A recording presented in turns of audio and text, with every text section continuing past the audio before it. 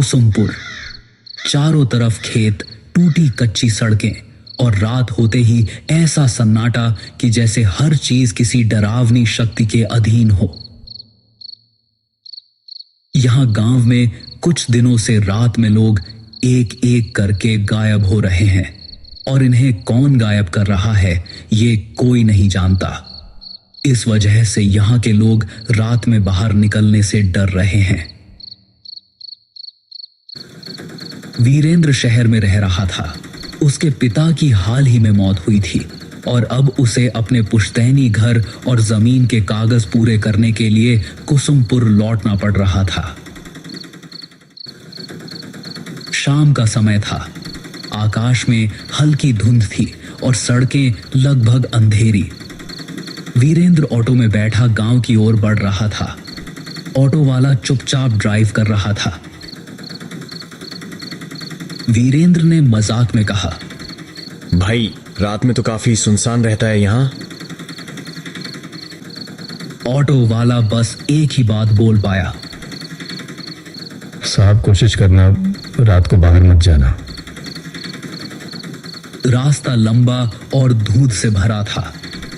वीरेंद्र ने बाहर झांक कर देखा तो उसे सड़क किनारे खड़े पेड़ और खेतों के बीच से गुजरती अजीब सी परछाइयां दिखाई दी।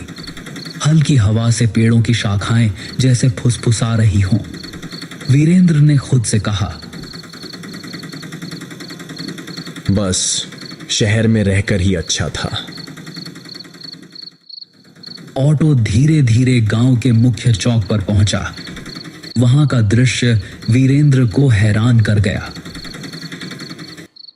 पूरे गांव में सन्नाटा था। कोई दुकानदार नहीं, कोई आदमी नहीं।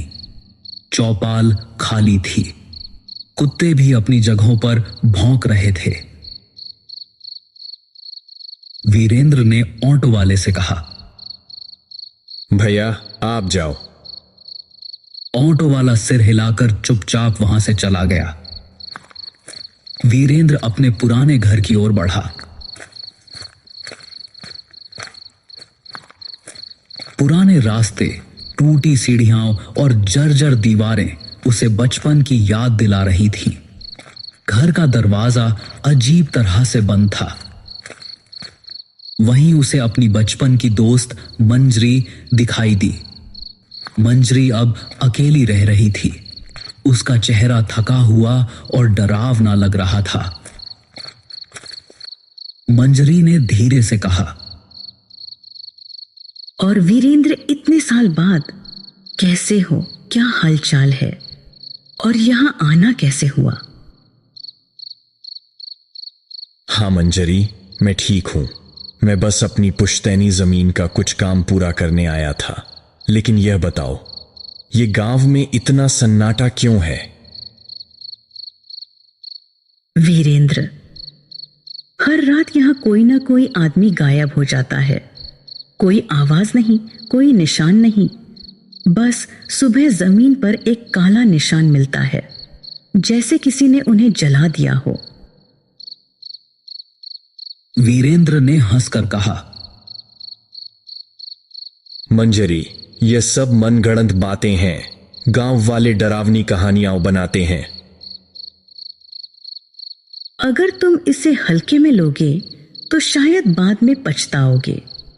रात में बहुत अजीब चीजें होती हैं। आवाजें, परछाइयां और कभी कभी नाम पुकारने वाली आवाजें। वीरेंद्र ने उसे शांत करने की कोशिश की, लेकिन उसके मन में डर बैठ गया। वह जानता था कि रात अब शुरू हो चुकी है और गांव का सन्नाटा धीरे धीरे उसे अपने घेरे में ले रहा है। रात गहरी होने लगी। वीरेंद्र घर के पुराने कमरे में बैठा धुंध से ढकी खिड़कियों के बाहर झांक रहा था।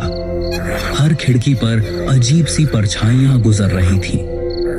कभी हवा में फुसफुसाहटें, कभी दीवारों के पीछे किसी का नाम पुकारना। वीरेंद्र ने सोचा, यह सब अजीब है, लेकिन उसके पास समय कम था। वो डरते डरते सोया। अगले दिन जमीन और घर के कागज कंप्लीट करने थे। वो धीरे धीरे गांव की गलियों में घूमना शुरू करता है। वहां हर घर का दरवाजा जल्दी बंद होता है, कोई बाहर नहीं दिखता, चौपाल बिल्कुल खाली। कुत्ते भी अजीब तरह से घूर रहे थे। वीरेंद्र ने महसूस किया कि जैसे हर कोई डर के साए में रह रहा हो। तभी उसे गांव का पुराना पंडित दिखाई दिया। पंडित बुजुर्ग और गंभीर थे। उनका चेहरा समय की मार झेल चुका था। पंडित ने वीरेंद्र को देखते ही गंभीर स्वर में कहा, वीरेंद्र, तुम यहां क्या करने आए हो? पिताजी के जमीन के कागज पूरे करने, लेकिन ये सब अजीब क्यों है?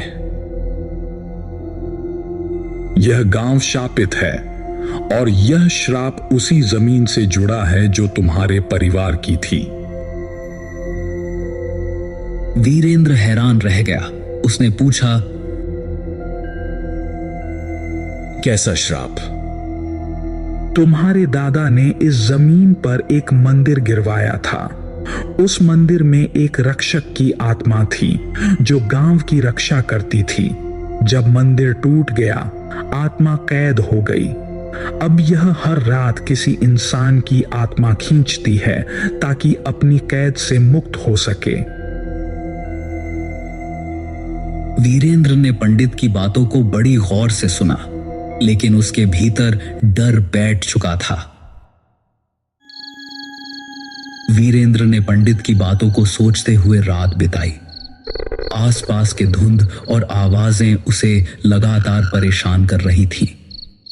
दीवारों के पीछे फुसफुसाहटें, हवाओं में नाम पुकारने की आवाजें और खिड़कियों से गुजरती काले साए उसे मानसिक रूप से कमजोर कर रहे थे। अगले दिन वीरेंद्र ने तय किया कि वह उस जगह जाएगा जहां मंदिर था। उसे जानना था कि क्या सच में यह श्राप उसके परिवार की गलती का परिणाम है। वीरेंद्र, मत जाओ वहां, यह खतरनाक है। तुम्हें शायद बचकर नहीं निकल पाओगे। मुझे सच्चाई जाननी है। अब डर कोई काम नहीं आएगा। रात का समय था। पूरा गांव वीरेंद्र को रोकने की कोशिश कर रहा था, लेकिन वीरेंद्र ने हिम्मत दिखाते हुए आगे बढ़ना तय किया। वीरेंद्र उस जगह पहुंचा। चारों तरफ जली हुई मिट्टी, टूटी दीवारें और बीच में एक पुराना बुझा हुआ दिया पड़ा था। वीरेंद्र ने धीरे से दिया जलाया। जैसे ही लौ उठी, जमीन हिलने लगी, हवा में सिसकारियां गूंजने लगी। वीरेंद्र का मन डर से कांप रहा था। तभी मंजरी वहां पहुंचती है, लेकिन उसका चेहरा बदल चुका था।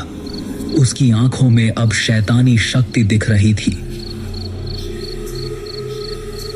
मंजरी इंसान नहीं थी, वो वही राक्षस की आत्मा थी जो मंदिर टूटने पर कैद हो गई थी।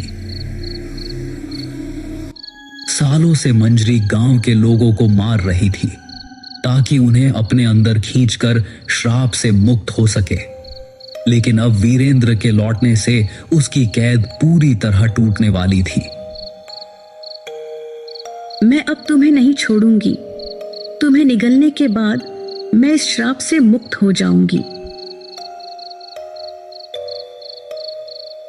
नहीं, मुझे छोड़ दो।